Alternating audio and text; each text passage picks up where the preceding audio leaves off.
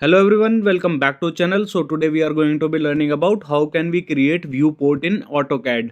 So in this we have to go in AutoCAD to the this is model space and we will go towards layout page.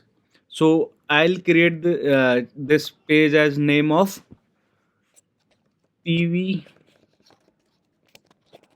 PV space 1 like this. So to create a viewport in AutoCAD, what you have to do is you have to type command mv, mv enter, mview enter, then press space or enter, and here like this you can create viewport. Okay, and now like this you can place the layout which you have created. So this is the way you can create viewport in AutoCAD. I hope you find this video useful. So take care. Bye bye.